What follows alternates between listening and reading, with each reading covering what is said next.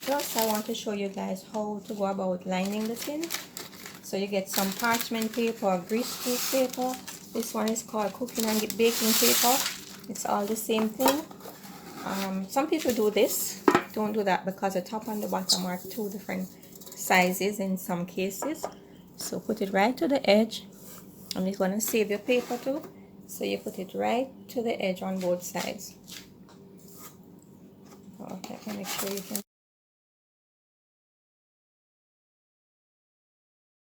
see what I'm doing. So I'm going to put it right to the edge on both sides. And I'm going to mark out with a pen. You can use a pen or pencil. And you're going to cut within the line because you don't want that pen part with the pen in your baking tin.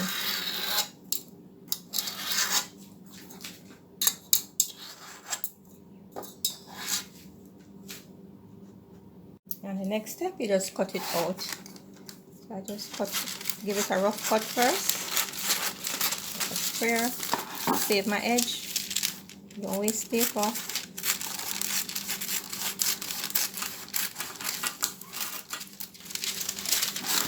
And you just follow the lines and cut out the circle. And you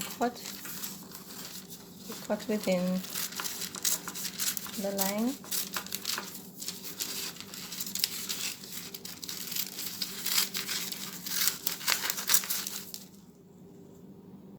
Okay, so I just finish it up now. And I'm gonna do a little test to see how it fits into the bottom of the cake pan. So before I add any butter, it's fine. There's a little bit up on the edges, but that's good, not a problem. So that's perfect. Alright. If I had marked it from the top, then it would have gone over and be crinkling up at the sides. Okay, we're gonna do the sides now. I like to ensure that my cake tin is lined right up to the sides because the cake will rise sometimes and then drops back down a little. So it's good to not just put it to where the cake mixture is gonna be, but to line it right up to the top. You can even go above. Sometimes I go above if I fill the tin. So I'm gonna use this now. I don't want to be cutting too many strips, so I'm gonna do about 3 of these. So I just line it up like that. Just line it up with the tin onto the height and mark it. And then I just fold the paper, straighten up the edge. You don't have to be too exact this way. As long as you have one good straight edge. Line up the mark. Make sure the sides are in line with each other. That way you ensure you have a straight line. And I'm gonna cut. And I'll do that and then come back. So I just use this to mark 2 more pieces. There's the large sheets of paper, which is more convenient, especially when you're doing the edges, the sides. But because of what is happening now, I don't want anyone handling my paper. So I like it fresh out of the pack. Unless I'm buying an unsealed pack. So I just get the edges and I fold.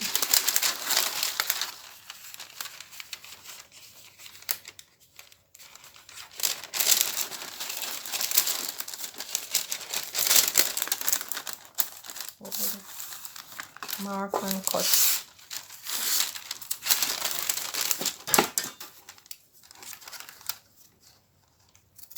The reason why you line your cake tin, because a fruitcake is so delicate, you don't want it to be burnt.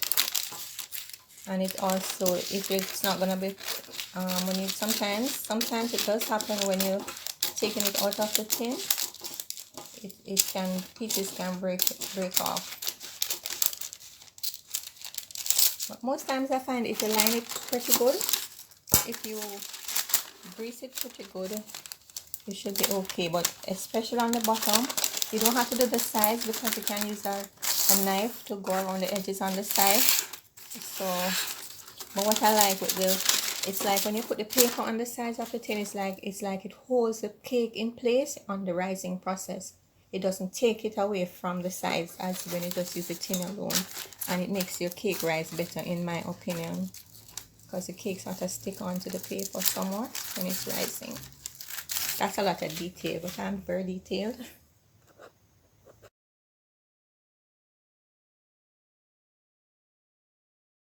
You can use a pastry brush when you're greasing the tin, but I think this is easier to clean up, and I just use a glove or a plastic bag. Take a little of the margarine and generously grease the tin. When I say generously, I mean to ensure everything is covered. Maybe not struggling to spread the margarine or the butter.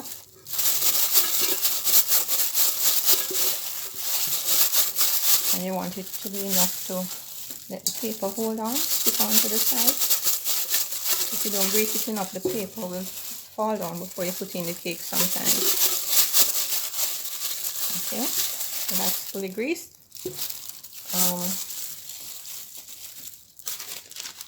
Now I'm gonna grease the side that is gonna be turned up. That's gonna touch the cake, right? Because this side is gonna, and I usually use the side that to put it down. The side that is curling under, I usually put it down like that.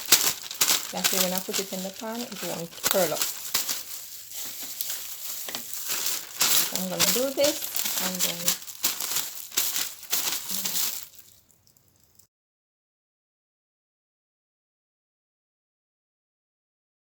okay, finish greasing with the grease side up.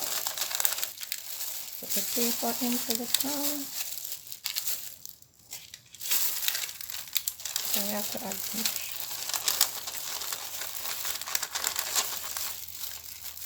Start from one side, let it touch the edge, and then it should just fall in neatly all around.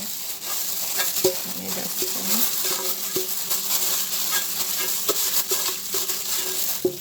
do the same thing with the side pieces.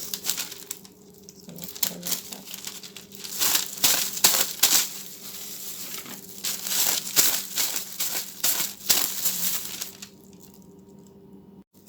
Okay, so I put in one piece of paper already because I want to show you what I do. So you put the straighter part on the bottom. I overlap it just a little, about an inch. You overlap the paper. When you're joining the paper, you overlap it just like that.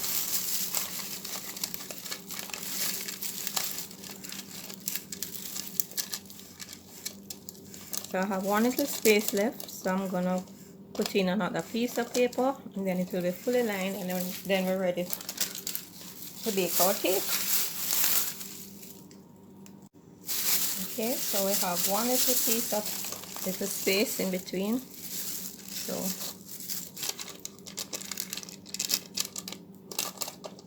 put the paper down.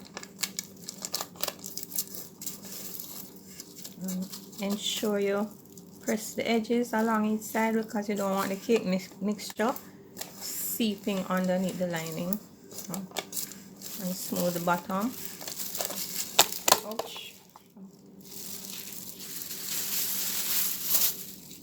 Okay, sorry about that. I bumped into the thing. So just use your finger and ensure the edges are right, are not lifting or anything, because you don't want the cake mixture to seep underneath the paper. That's great. We're ready now.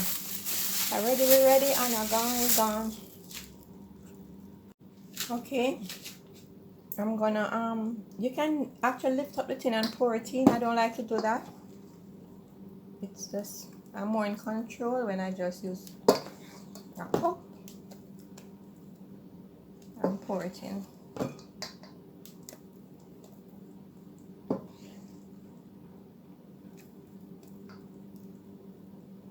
Kind of work it into the edges a little, very gently.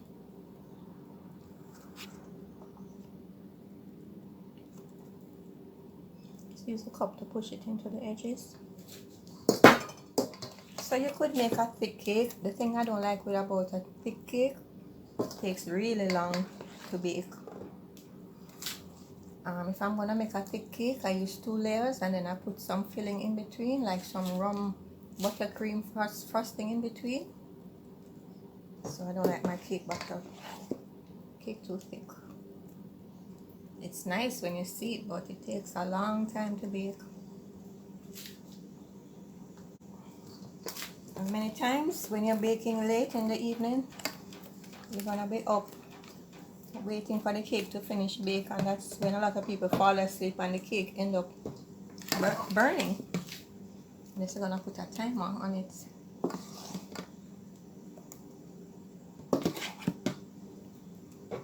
I think this is a good size, so you fill it up to about a half of the tin. You can chance it and go 3/4 way. I like to go a little bit between the half and 3/4, but this tin will just about use up all the mixture. So let me just clean up that and get everything into the tin, and then we're ready to bake.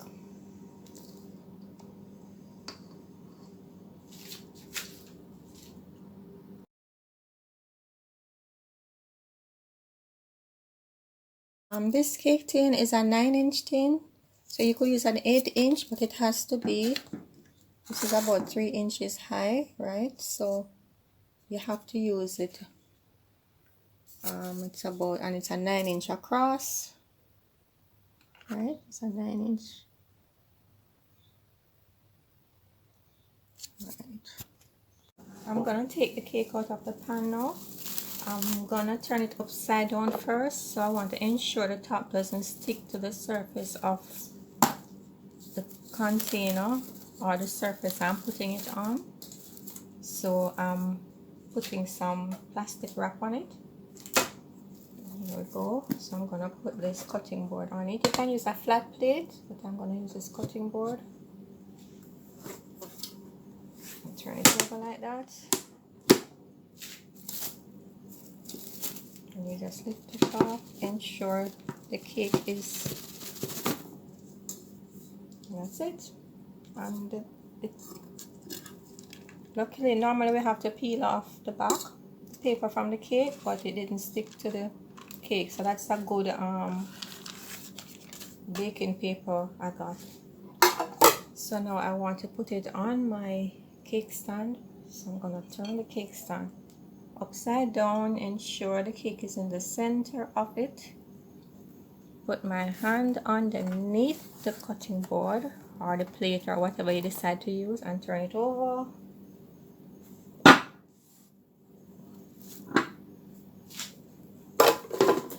And voila, here's our cake. So that's it.